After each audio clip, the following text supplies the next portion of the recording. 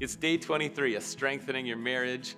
You gain the most when you give the most. I know that sounds counterintuitive. You think if you give stuff away, you've lost. And if you're prone to be stingy and count pennies, this one's going to be a challenging theme. It's the theme of generosity, freed up to be generous because it's better to give even than to receive. So you gain the most when you give the most. What does that look like?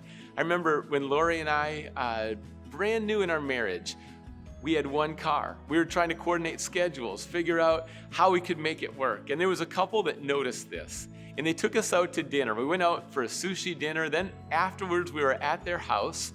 And they grabbed a set of car keys. And they took the car keys and they flung across the room the car keys in my direction and said, "This is a gift for you." And it was a Ford Mustang, a second car. Amazing. We did not see this coming. This is love. This is sacrifice. This is grace. We were humbled to receive it. I was speechless. That doesn't happen very often. We're just blown away that someone would give us a second car.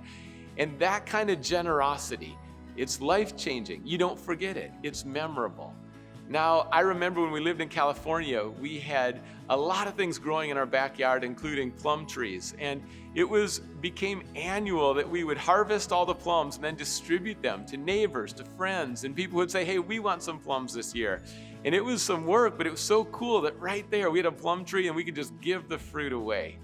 It might sound small, but even this week, someone knocked on our door, a neighbor, out of the blue. We don't really speak to these people, and they hadn't met them before in much depth, and they gave us a couple of huge packages of cherries. And they were so good, organic cherries. Someone else, another family, gives us apple juice that they harvest. And salsa is another gift. I mean, it's just sweet. When there's generosity, it begets generosity. When you're kind to people, there's kindness back, and it starts to flow, and it can happen in your neighborhood. Instead of trying to be isolated and only looking out for yourself, look around. Who are your neighbors? How can you love your neighbors? How can you be generous? And so being generous is really something you want to cultivate, be intentional about it, and you're going to be surprised at some of the results that happen when you take that first step. Just a couple minutes, I thought about, should this series be something that we monetize? And I thought, no way, we're not doing that. The whole point of this is just to serve couples and serve marriages. And I don't want money to be a factor. There's a lot of couples who aren't able to go on vacation, aren't able to go to conferences.